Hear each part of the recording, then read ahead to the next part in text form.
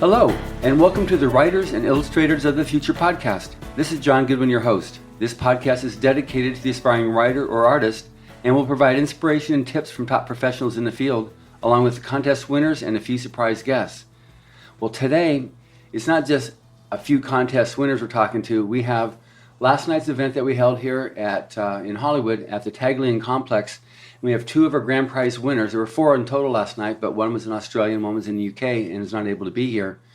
But today we have the Writers of the Future Volume 37 grand prize winner, Barbara Lund. Hi. And we have the Illustrators of the Future grand prize winner from Volume 36, N. Lee. Hi, everyone. So this is really, really exciting, and we've got several things I'm very anxious to go over and discuss with you. The most obvious thing was it just happened. Last night, you were the grand prize winners announced at the very end of the event. And so let's start with you, Barbara. So what was that like getting that announcement? What was going on? I had completely convinced myself that somebody else was going to win the grand prize. And so it was an incredible shock and complete overwhelm. Got it. And N? For me, I came into the announcement of the winner just convincing myself that it's okay if I win or not, because I don't want to get my hopes up too much and be disappointed. So I was just happy to be there and just kind of take deep breaths. And then when my name was called, I was like, oh my gosh. And then it's just my whole body just started shaking uncontrollably. And my family was there as well, and they were jumping up and down out of joy. And it was just so many emotions just happening. And Your mother was the first one out of the seat. She was up there just jumping up and down. She was, and it was so happy for me to see her do that, because I know how hard she's worked for me, and it's just amazing that she was so happy at the moment. And after that, I was just, in shock still, and just struggling my way up to the stage was kind of hard at the moment. And when I got up there, I didn't know what to do. I was just like, oh, should I go talk, or like, I don't know. I'm still processing all of this. So I got up there and I just kind of gather as much words as I could and trying to make it tangible for the audience. And so, after that, it's still a blur at this moment, but You can watch the tape afterwards and see what you great. said. I love your story, Barbara. It was just Sixers, and that's why it's up front in the book too. So tell me a bit about that story, because it's just obviously it's a grand prize winner, so people are going to want to listen or will want to read this.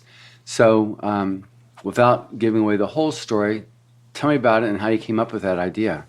So almost all of my stories come from dreams. I just wake up and have a story in my head, which is part of why I have to write them down to get them out. And this one was a dream as well. The concept is what if or when, in a world where sixth sense becomes scientized, what would happen around that? And then the story itself is about a woman fighting her way across kind of a war-torn area to get to her son. Yeah, so how far in the future is that? Not very far. I thought you were going to say that, and that's scary. So, because it was intense. Yeah. Yeah, that was really, really intense. The now you have a lot of sense of obviously reading all these different personalities. You really have these different these senses that they have. You got the ones that have a little bit of everything, and then you have the very specific things. So a little bit about that. So kind of like any of the other sixth sense or magic type things, only this one's supposedly backed by science, right? Uh-huh. Kind of an X-Men flavor of what you could do, but it's provable. There's machines that can record it and measure, and then training and things like that. I get it. And then your sense of forensics was pretty intense in there, and what you're able to do and some of the different battle scenes that were happening and what was happening to her as she was going through her. She would go into, what was the martial art that she did? Tai Chi. Tai Chi. So is that something you do yourself already? I do. Okay. Just because there's always, when you get something that's that exacting as to what's going on, usually the author is like, okay, I've got some sense of what it is. And it's not something they just read in a book. Yeah. Yeah, I've or done it for a watched long it time. or Googled it. Yeah.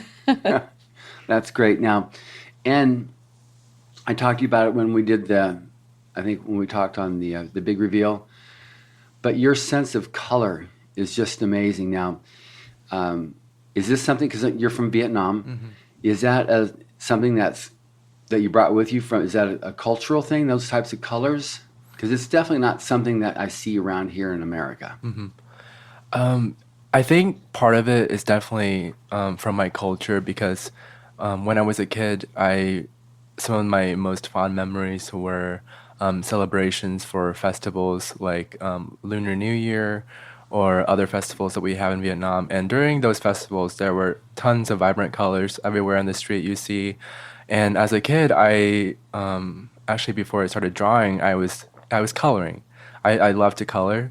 And I think my sense of wonder with color as a kid just kind of hooked onto those colors at the festivals. And when I came to the U.S., I think I brought some of that with me, as well as along my journey to becoming an illustrator where I am today.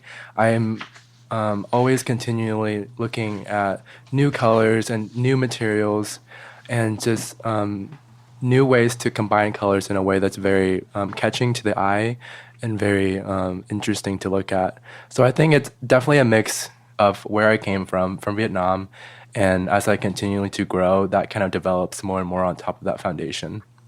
I mean, it's just, I'm looking at it right now in the book in volume 36, Stolen Sky, that you illustrated.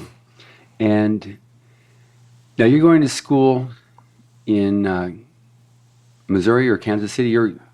Yeah, I recently graduated from the Kansas City Art Institute. It's been over a year now. Okay. Yeah. And because that's where you were attending when you submitted this, or when you won the contest. Yeah.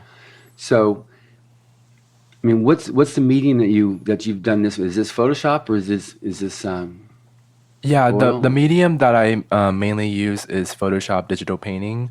I started out as an artist doing a lot of traditional stuff, but I discovered digital painting when I was about a sophomore in high school, and just something about being able to have so much exploration and so much possibilities on the computer that really intrigued me.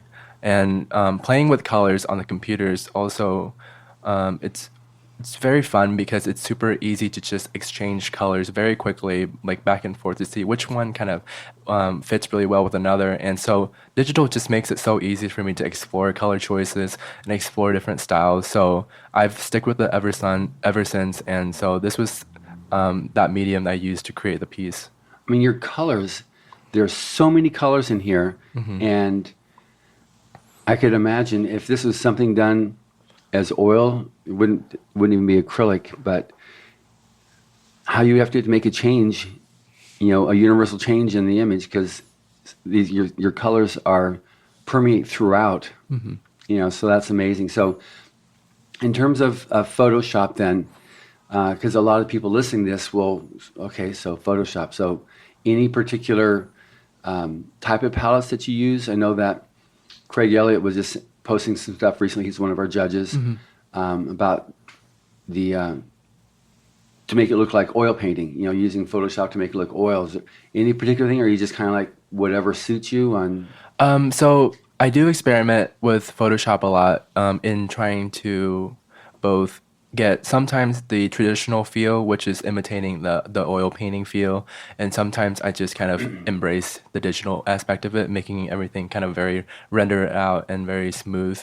But with this particular piece, I think I wanted to just render it out, and instead of using texture and brush strokes, I wanted to focus on the form and the designs of the characters and the colors, because I think if I added texture on top of it, it would be too much. There's already so much. There's already so much design and colors and form and just organic movement there that I wanted to just make it very clear and smooth out for the viewer to see what's going on. I get it. Yeah.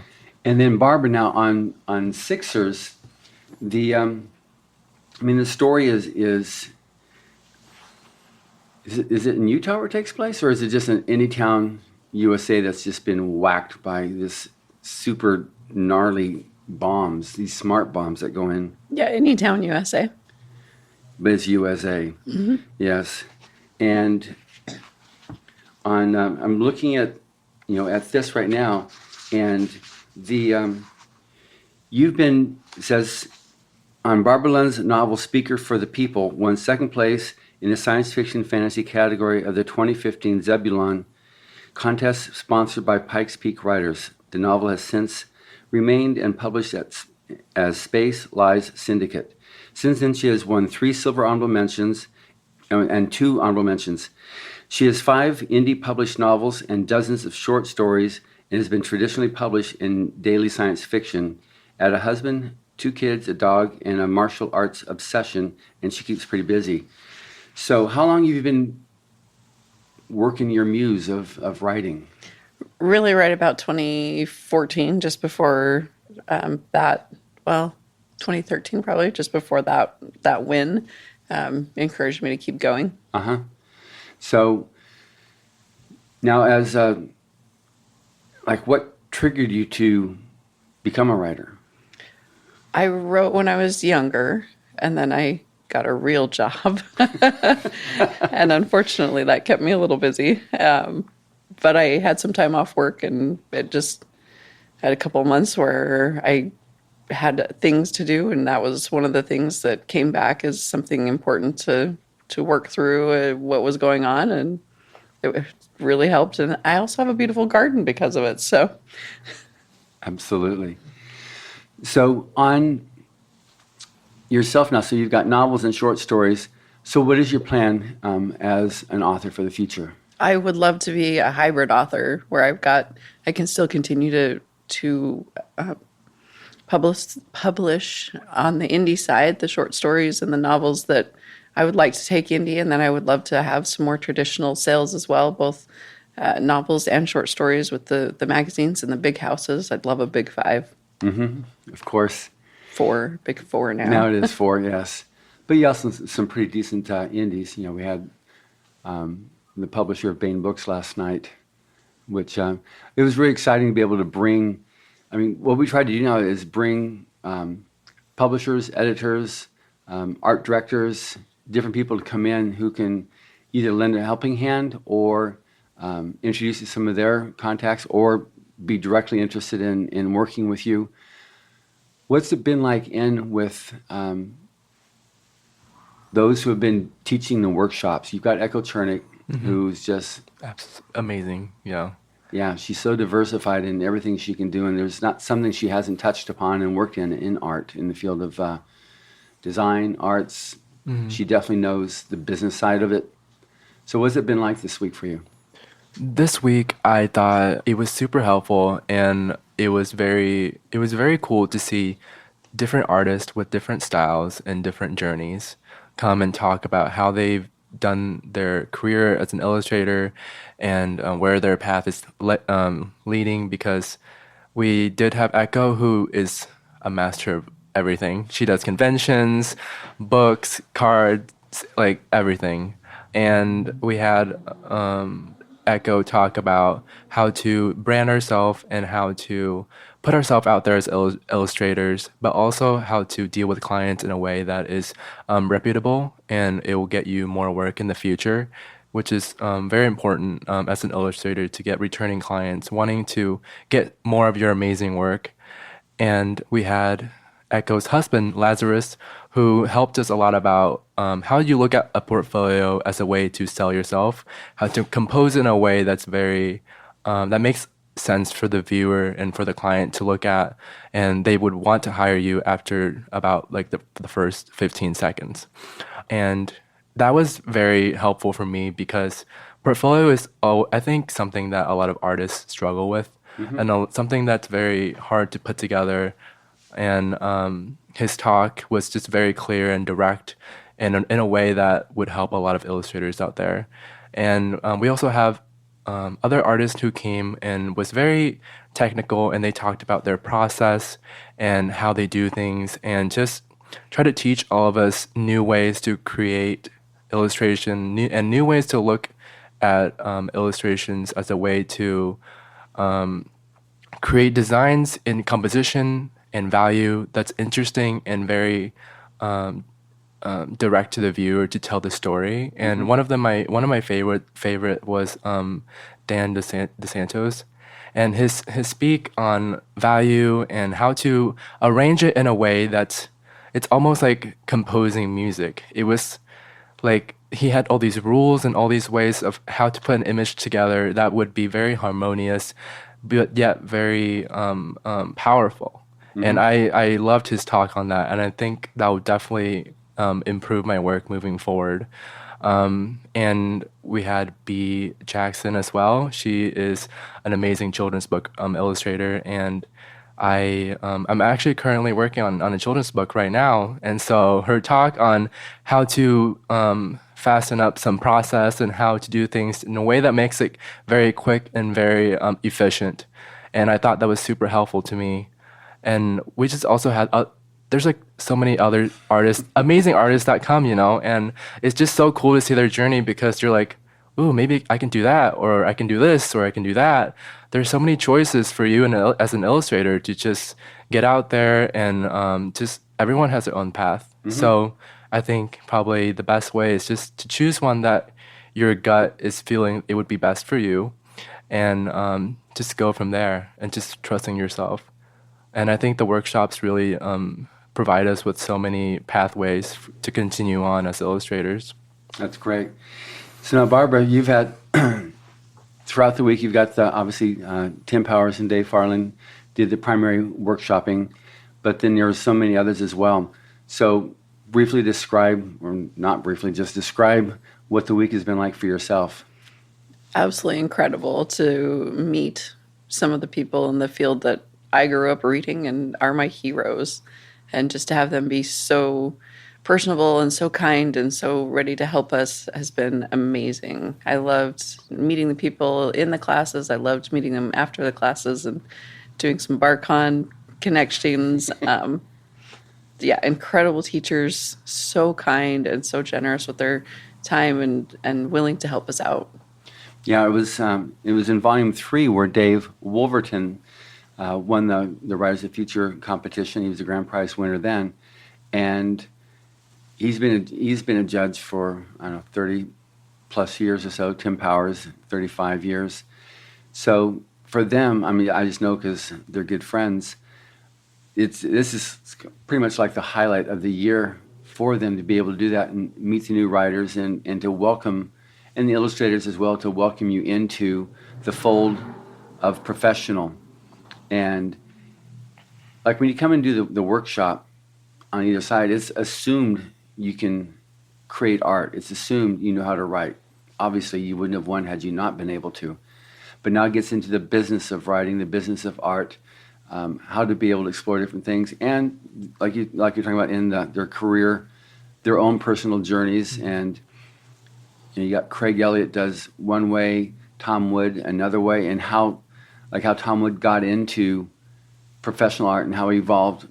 Some of these people, they're just, at least these judges here they live, art. For them, it's, that they just think everything like that. And it's, Tom Wood talks about how he's just, as a little kid, he loved doing, doodling and stuff like that. And even when they redecorated his house when he was a kid, they didn't do anything with his room because it already had all the drawings on the walls and things stuck on there. His illustrations and stuff as he was working on. So you're talking about your heroes. Anybody in particular that you were like fangirl on, that you were like, whoa? Oh, Jody Lynn Nye, absolutely. And Todd McCaffrey. There's so many. Larry Niven is the nicest guy ever. There's just some, all the people I grew up reading are here, and that's amazing to me. Absolutely. And then in terms of illustration, I know in writing, in books, okay, this is Tim Powers on Stranger Tides, and here's Dave Wolverton on Courtship of Princess Leia.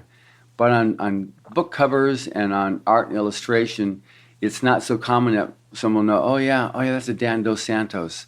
Oh yeah, that was, this all this art design, this creative that was done for Netflix or for Disney. Oh yeah, that's Craig Elliott.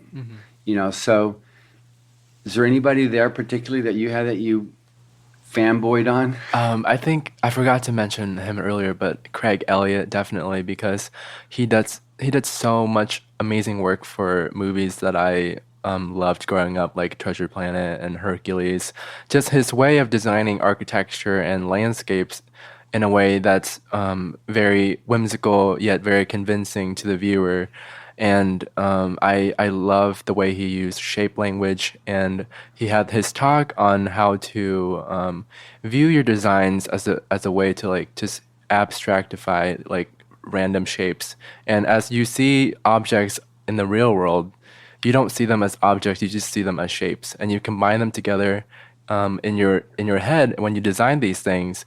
And I just found it so interesting that he viewed the world like that when he does his designs, because I myself as an illustrator love the concepts of focusing on colors and shapes and combining in a way that can still result in a very interesting design, and result in a way that when colors are put together just makes a really cool relationship between the two.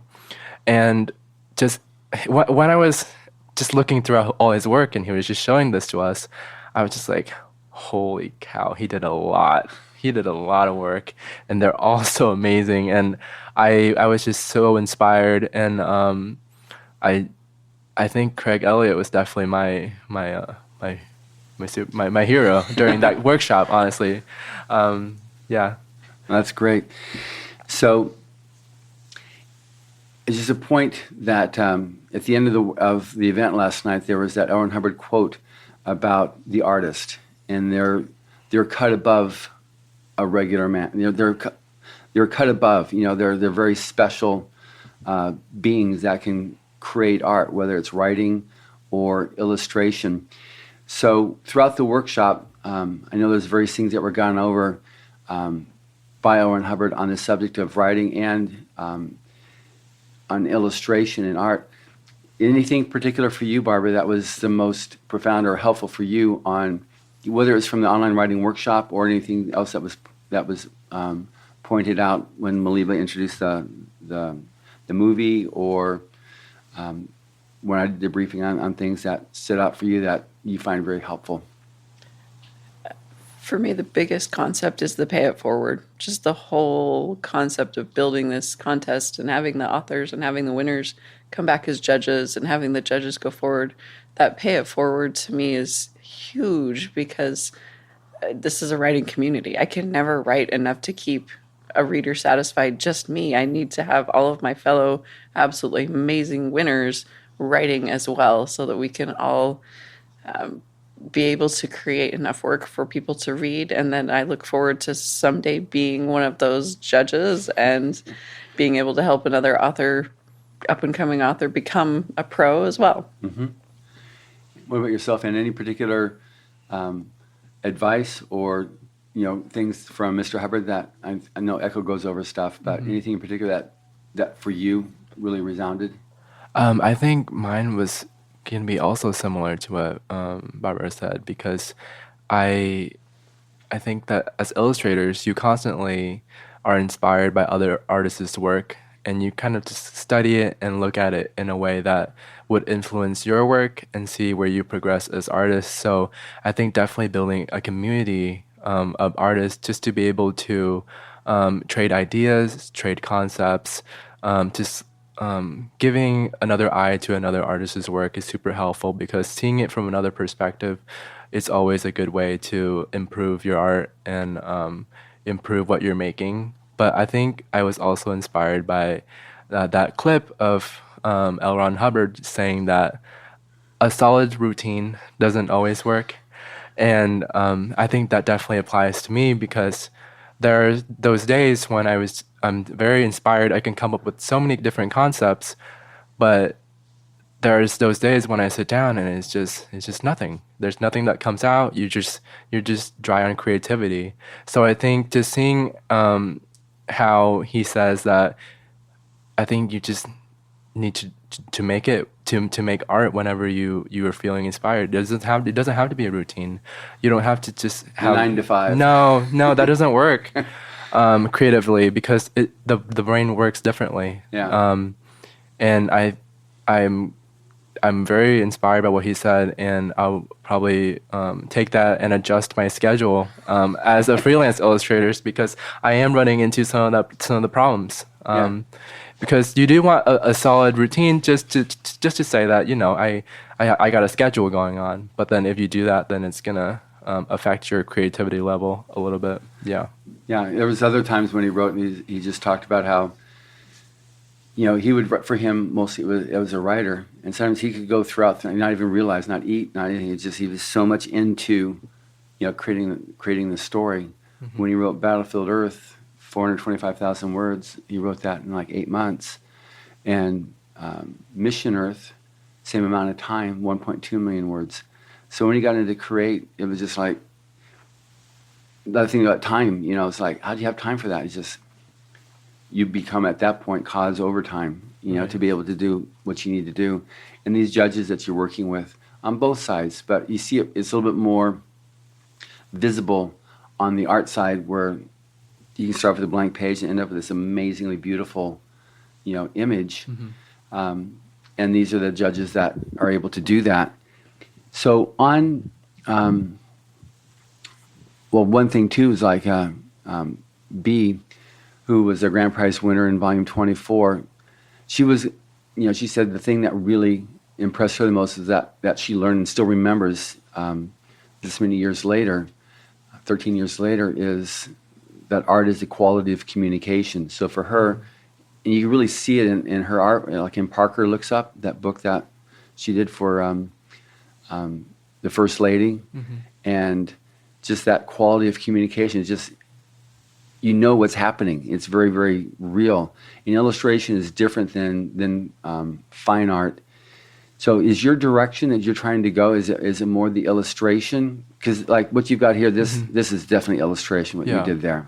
No, for me, my path is definitely illustration, because I love being a problem solver, and I love being a creative. So I think illustration combines both, because you're able to solve a creative problem that the client comes to you with, and they want you to make an image that will resemble the spirit of this story. And it's very fun to just come up with concepts that are able to solve what they're looking for. And I'm definitely very into also creating solutions for any design that the client would want for any film or any animation. Like if they have an idea of a certain city landscape, but they don't really know how to describe it in words, or describe it in a way that's going to be visually effective to the viewer, I'll be there to help them, guide them through the process, and help them come up with a solution visually that would work for what they want. So definitely illustration is the way that I'm headed. Got it. Now, one thing too, Dan Dos Santos talks about when he does his sketches, mm-hmm. I put my finger quotes around that, they look like they're almost final, you know. So, and he talked about why you got to do that, because anything that's not fully established in the sketch can be a gray zone that can result in endless additional back and forth with the client. So he tries to take it as, you know, he talks about what, half a dozen or whatever it is, the number of sketches he'll do, that takes it to where he knows what it is, and there's not those gray zones that once you're proceeding the thing, like, oh no, how do I execute that? Because it was never fully thought through.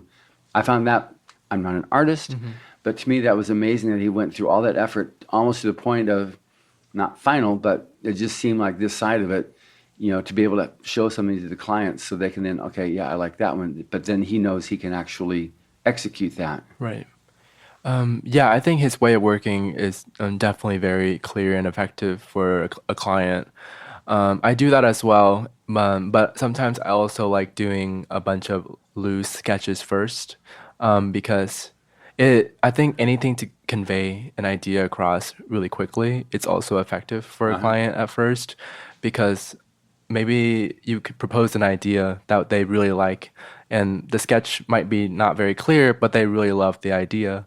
And so you can take that and refine it a little bit more, and then show them another sketch of that version, and then that would really help as well. But yeah, his way of working, Dan's way of working is just very, very impressive, because those sketches look very refined already. I know. And it's just really cool to see how different artists have different ways of working. And I think that I'll definitely take some of that with me moving along when working with bigger clients. That's great. Now, Barbara, one of the things that's sometimes it's really funny, but all the different judges, when they start talking, you definitely see it with Tim and Dave. One's going, okay, they'll say, okay, you got to do it like this and this and this, and the next one goes, no, you don't. You go this, and this. What was it like, with the various speakers talking about different do's and don'ts, but those do's and don'ts quite frequently will conflict with each other, but yet they've all got successful careers and are doing it right. How's that, because there's not like this is how you write a story that you get from Writers of the Future. I actually love to watch them argue. That is probably my favorite part, because just like in art, there's so many different ways to do it. Nobody's going to have the same career. I'm not going to have Dave Farland's career. I'm not going to have Larry Niven's career or Jody Lynn Nye's career. I have to build my own career. But seeing them argue gives me ideas and gives me a direction to go and things to try so that I can build it my way. Right. Now, when you've got when Kevin and Rebecca do their whole hour and a half or so on the business of writing, so this workshop, have you attended workshops before, writing workshops? Yes. Yeah. So how is this one with Writers of the Future different? There is that premise of being able to write, which is awesome, because some of the workshops are, especially at conferences, have a much broader, they want, as many attendees as possible, and they want to apply to as many attendees as possible. So they have a much broader assumption of starting at the beginning for a lot of their classes. So it was super nice to start more toward the middle or the end, because I don't need beginning stuff on how to construct a sentence anymore. So that was great. A noun and a verb. Yes. This is pretty immersive and some higher level stuff, which is great. Being able to ask questions that are hard instead of asking the more simple ones. For me, I know how to start a story, but I don't always know how to get my middle. And so it was helpful I always have an end as well. I always have a start and an end, but I don't always have a middle. So it was great to listen to all the different arguments and pick out the things that I need to amp up my career and go forward. That's great. Now, one thing too that is probably one of the most well-known aspects, and for some people it's the terror part of the workshop, is a 24-hour story. Because none of these people, at least I don't know if anybody has ever written a story in 24 hours. By the time they come there for the workshop. What was that like for you? Oh, I love that. That's actually how I work, especially for short stories. If it's a little, like 1,000 word, I can do that in an hour. If it's a couple thousand words, I can do that in a day. If it's a little longer, 8 to 10,000, maybe it'll take me a week. And then I'll go back and polish it a little bit. I write pretty clean, so I don't have a ton of grammatical things to fix. It's more of where did I confuse someone, or what can I polish to make better? What can I cut? So yeah, 24 hours is great. I love that. Well, that's great. And then with the stories themselves, do you have a particular time of day that you're writing, or schedule? I know you're talking about routine, but some people who have a day job as well need to be able to fit in how to do it. We've got winners who've got rather large families, and they've got to take care of their children. How have you been able to fit in your writing? Oh yeah, I'm a mess. I'm all over the place, especially with doing Tai Chi as well. So I'll work a full job. Some nights I go to Tai Chi, some nights I come home and parent, and sometimes parenting is giving the 15-year-old a lot of attention and then having her go watch TV with dad so that I can write some things. I do a lot more on the weekend than I do during the week. And it's just whenever I can fit it in, morning, afternoon, night. And your family supports you, though. They like to cut you some slack so you can do that. Yeah, they're sometimes. awesome. They're awesome. But yeah, that's a common dilemma that some people, aspiring writers, have. But how much of that is an actual, and also for art too, how much of it is a pretended problem versus a real problem on getting time to write or to do one's art? So for me, I just don't watch TV a lot. Sometimes a cool series will come up and I'll binge it, honestly. But mostly I don't watch TV. A lot of times I've actually sat the kids down next to me while I write so that they can feel like I'm there, and I am there for them, but I can get some words in. It's if I don't make the time to write, it doesn't happen. And so that comes before TV. It comes before reading as much as I used to. It comes before sleep sometimes. So I think that's a key part on both of your parts then, is time doesn't come to you. You have to make the time. Mm-hmm. Yeah. For me, I'm currently a full-time freelance illustrator. So I try to have a routine, but sometimes that goes awry because, like I said, it can't be controlled like that. Yeah. Try my best to just stick to cut my day in half, basically. So I be very creative for 4 to 5 hours, and then I would take like a 3 or 4 hour break to do errands or anything like that, and then I would come back and work the rest of the night. And I found that's really helpful because I guess in the morning my brain doesn't work well creatively. So what I do is I do a lot of my like when you're rendering a character or you're painting a character, you're looking at reference and you're just painting like their fingers or clothes or anything like that, and that doesn't require a lot of creativity. That just requires technical skills. Mm-hmm. And so I do that in the morning, and then at night that's when my creativity work kicks in. So that's when I do sketches, come up with concepts, do all these like development for my problem solving with my illustration clients. And I find that to be really helpful to me because I think it's important to reflect upon yourself and know when you should do what, when you should be creative or when you should just like do rendering, because that will really help smooth up your process. But when I'm not illustrating, when I have some free time, I notice that I can't sit down and just like watch TV because I've been sitting down all week to make art.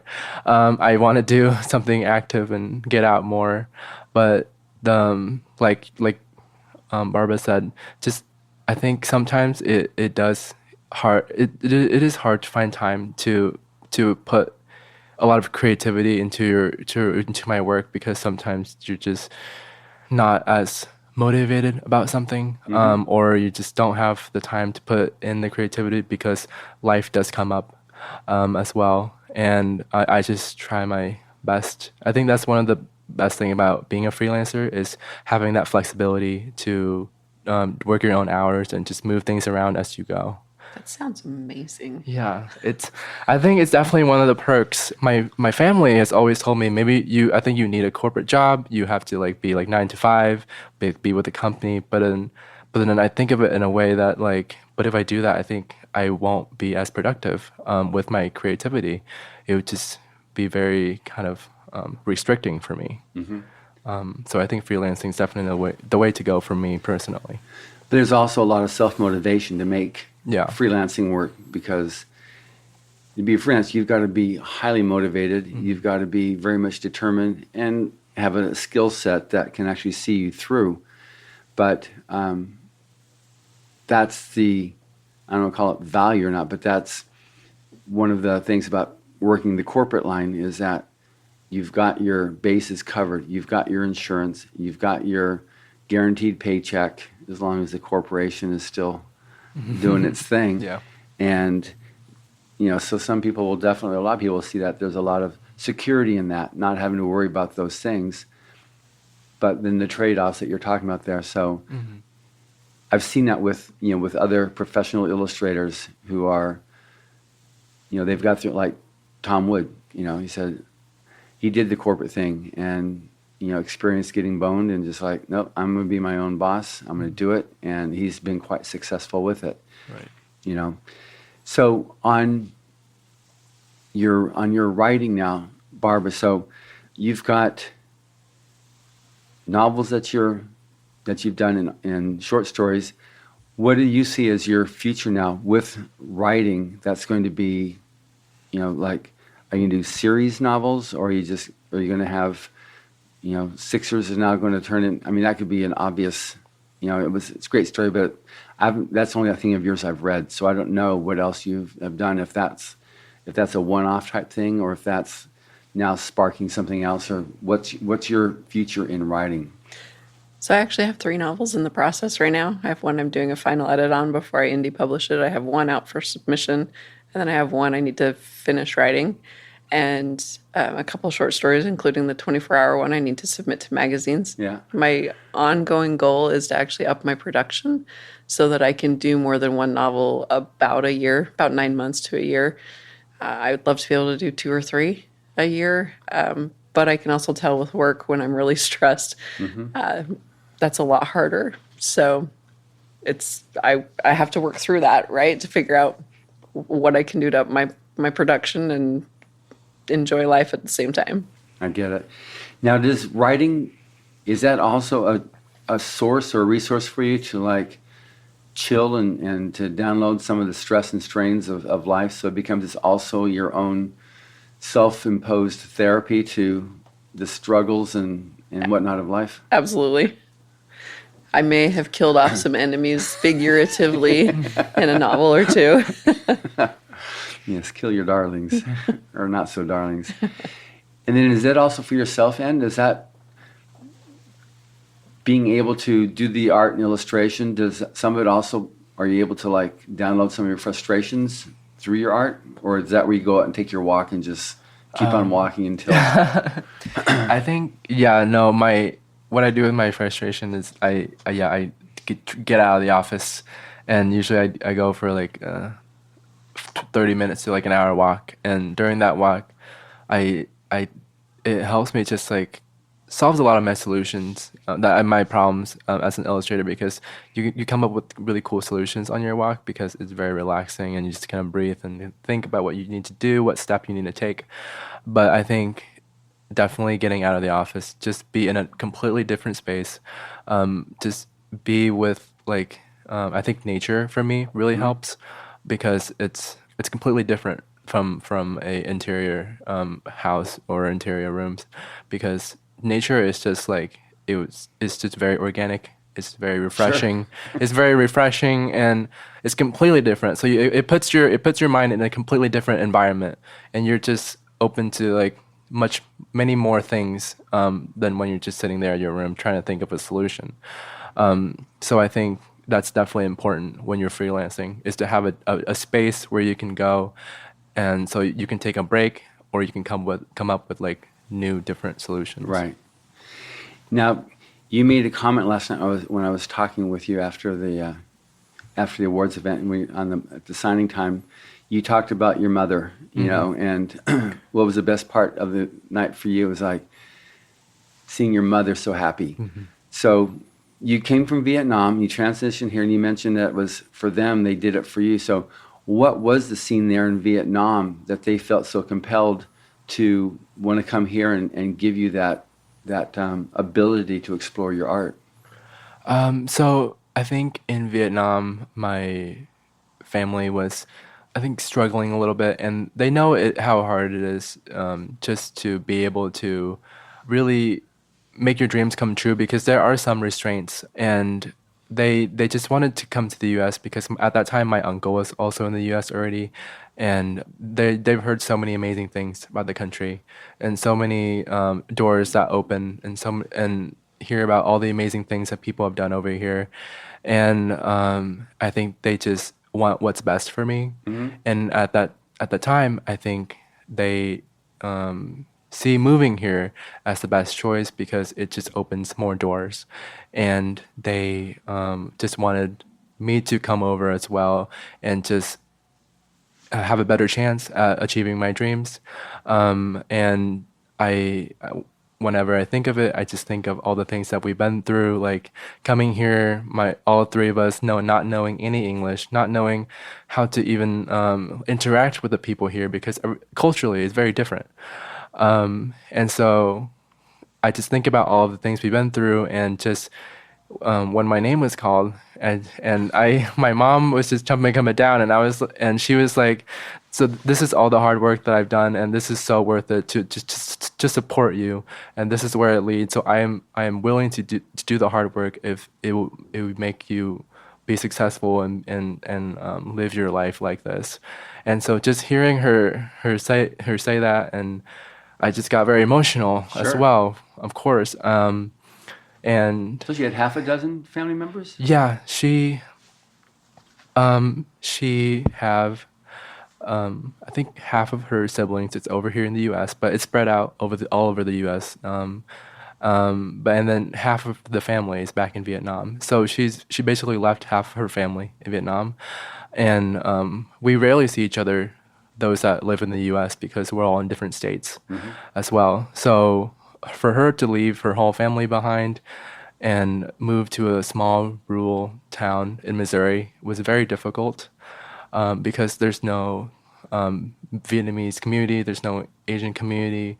It was just her working in a completely different environment than she's never been. And she has said many times that she doesn't feel like she has many options for like fun or anything like that's entertainment for her in that town, but she does it for me. She continuously work hard just for me to have a future, and she's ingrained that in me, and I just become so grateful. Anything that makes her happy just makes me so happy. So that's why that was my favorite part of the event.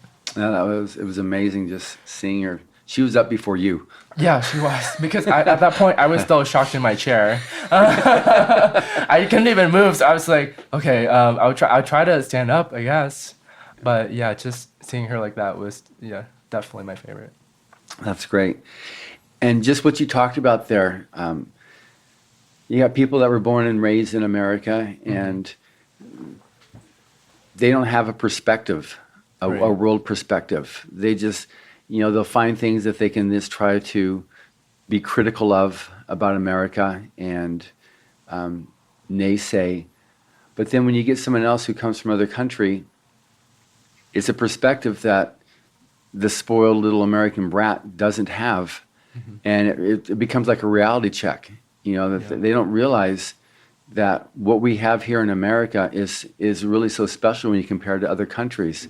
And what you have to say here on this, and what is possible in America.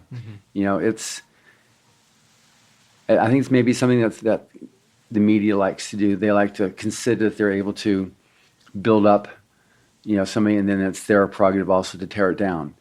And you see that a lot in at least some of the mainstream media. They try to find something and then just let's rip it. And so it builds a bit of a jaundiced view of what really is available in America. So I think listening to what your story there is really important that people understand, because the people listening to this podcast, it's about 100 different countries around the world. And just speaking with Max last night, Irmak, from Turkey, she said it was in a country where arts are not supported in the least, especially with a girl. It was such an honor, and it was so special to win this competition, what it means to her, but also what it means to other artists, aspiring artists in Turkey. Or we had Mason Matak, who was the winner from Iran. What it means there, he said it's really hard as an artist to survive in Iran. So it is real that it's not the same playing field, from country to country. So I think your story is really important, that people listening to this understand that, one, you've got an outlet, a resource to be able to experience your art and share it with others who will just grant you the fact that you're an artist no matter where you're from and want to support you. And that's something which is the Illustrators and the Writers of the Future contest are really all about, It was created by L. Ron Hubbard in 83. In 88, the Illustrators contest started. We're like well over 800 winners now over those years. So it is something that when we see the illustrators from other countries, Sergei Poryakov, he was a winner 15, 20 years ago. The Iron Curtain had just collapsed, so we were able to get him out the month after that. And all you hear is the PR stuff that the PR machines come out with, but we loaned him his tie, his jacket. He spoke 3 words of English, but they were so broke. It was like the USSR it stripped everything just for military was the primary thing that they invested in, but the actual person they had no money. So when he won this $5,000, he's now just an amazing persona. He's had his galleries in UK and London and in New York. He's got a castle he built in Kiev. He's an amazingly wonderful persona, and his art is it's very uniquely Ukraine, that style there. And that's something that's just amazingly wonderful with what this competition can actually do. And so seeing what you've done here, and we see more and more styles of art, because your art looks way different than Irmak's from Turkey, way different than what we've got someone else from Portugal who won. We've got someone else from South Africa who won. We've got from all over the world the winners that are happening more and more, and that's a lot having to do with what Echo is doing now. But it's so gratifying seeing this. So now, have you always been from Utah? Yes, my parents are from here, so from California. So I lived here for about 18 months when I was younger. So yes, definitely from Utah, but I love to travel. I speak Spanish. I've been to Mexico. We've been to Paris. I just love to travel and see other cultures and eat all the food. I love the food. One thing is, I bring it up about Utah because as a publisher, I really like going to Salt Lake City FanX. And 3 of our judges are from Utah, and it's Brandon Sanderson, Orson Scott Card, and Dave Wolverton, now Dave Farland. They all taught at BYU, Brigham Young University at one point. Now it's Brandon that's doing that.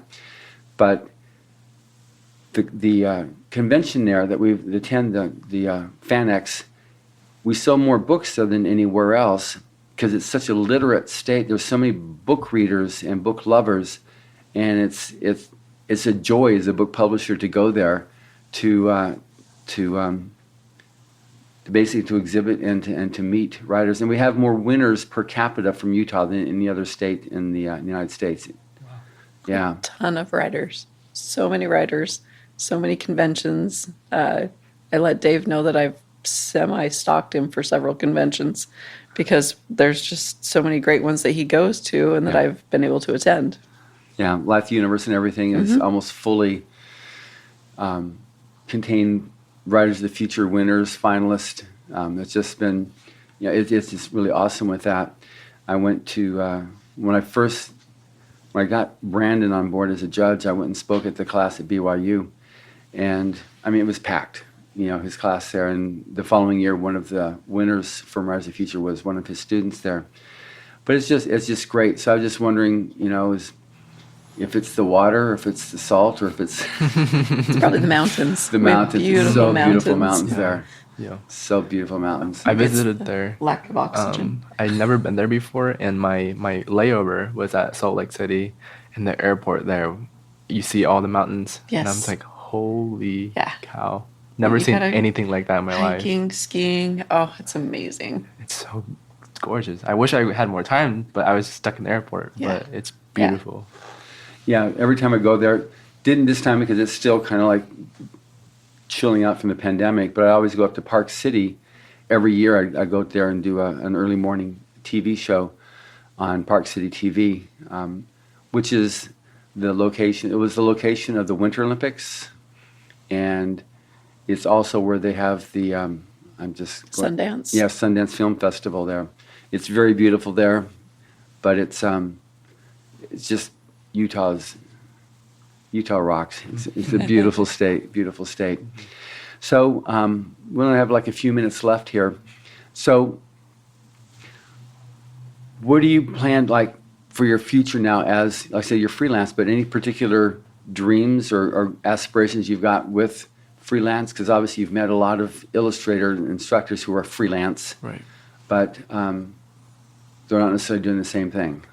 No, so I think after this contest, I'm planning on continuing to be a freelance illustrator, but my dream and goal would be able to work for bigger clients. And now that my name is getting out there, hopefully I'll get more opportunities to freelance. And one day I'll hope to move to move to California, because a lot of my work can pertain to a lot of the entertainment field in California, and to be able to work with the clients out here and just be more connected with the amazing community of artists here in California is just astounding to think about. And I think that's where I want my career as a freelance illustrator to go next. That's great. Yeah. And we've already gone over what your future is, but now my question is, what advice would you have, and I'm gearing this around the writers and illustrators of the future contest, but what tips or advice do you have to the aspiring writer, Barbara? So don't give up. I was close several times. Don't give up. Keep submitting. Keep writing. Because I had never expected to win a golden pen after being so close to just giving it up for not getting anything, let alone a silver or honorable mention. So keep going. So the honorable mentions made a difference? They helped. But yeah, I was getting a little frustrated. What do I have to do to win? So yeah, keep going. Keep at it. That's great. And In, what about yourself? Advice to the aspiring illustrator, artist? For me, I want to say to the illustrators out there to really reflect upon yourself as an illustrator and kind of find what you love to illustrate, what you like to depict, because I think that really helped motivate me as an illustrator to always put a part of myself in every project that I get. Put a part of what you like and try to incorporate that into all the art you make, because that will only bring out the passion in you as an illustrator. But more importantly, it will show the passion within your work. And everyone who views your work will view it as something that you put a lot of love into, put a lot of effort into. And if you keep doing that, your work will improve upon, and you just keep going, it's just improving. And as long as you always care about what you make as an illustrator, and you always put all your efforts into it, I think you'll succeed as an illustrator. That's great advice. And absolutely, I wholeheartedly agree. You can't win what you never submit for. And you'll never get recognized as a best-selling author or artist if you don't submit to be able to get that needed recognition. So I hope you both have an amazing futures with you as writers and illustrators. You're already obviously on the road here. You are officially welcomed into the ranks of the professional. You've had a whole week of the illustrator judges and writer judges, hopefully, making that, very, very crystal clear that they treat you now as, one of them. So well done and congratulations. Thank you so much. Thank you so much, John. And thank you for listening. Subscribe to the Writers of the Future podcast wherever you get your podcasts. The Writers of the Future podcast is available on SoundCloud, iTunes, Pocket Casts, Stitcher, Player FM, iHeart, and Spotify. We've also been globally syndicated on the United Public Radio Network. Writers and Illustrators of the Future are contests created by L. Ron Hubbard to provide a means for the aspiring writer and artist to be seen and acknowledged. It is free to enter and open to new and amateur short story writers and artists of science fiction or fantasy. Again, thank you, Barbara and N. Thank you. Thank you.